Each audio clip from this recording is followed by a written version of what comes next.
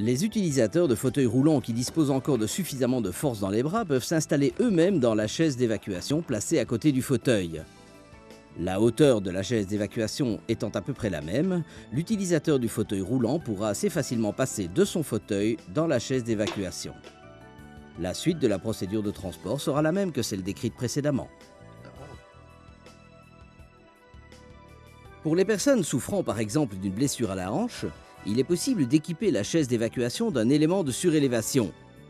Il s'agit d'un coussin qui peut être installé aisément à l'aide de deux petites pinces latérales. La fixation à la chaise d'évacuation se fait d'une simple pression. La position assise est ainsi plus confortable.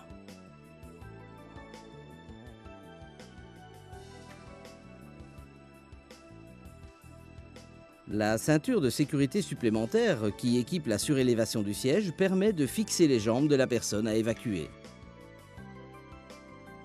La ceinture de sécurité standard peut ensuite être fixée en dessous ou au-dessus des bras.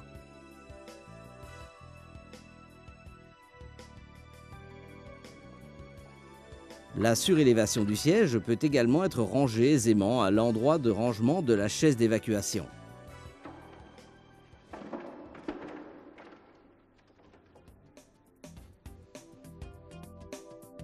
Les victimes inconscientes doivent être toujours soulevées dans la chaise d'évacuation par deux assistants.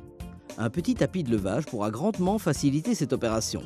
Installez la victime dans une position stable sur le flanc et placez le petit tapis de levage à côté d'elle.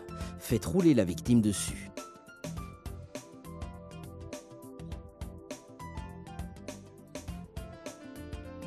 Les assistants se trouvent de part et d'autre du tapis de levage avec les genoux fléchis et placent leurs mains en croix dans les deux poignées latérales du tapis de levage. Les deux assistants soulèvent ensuite simultanément le tapis dans lequel se trouve la victime et installent celle-ci directement sur le siège de la chaise d'évacuation.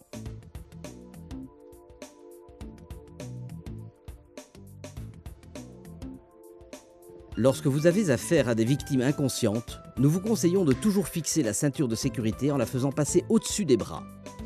La tête devra également être fixée. Pour ce faire, il vous suffit de régler l'appui-tête à la bonne hauteur. Placez ensuite la tête latéralement sur l'appui-tête et faites passer la sangle dotée d'une bande velcro sur le front de la victime.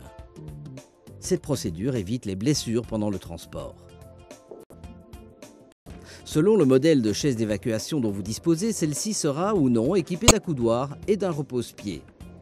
La manière de s'en servir et le système de glissement sont toutefois identiques pour tous les modèles.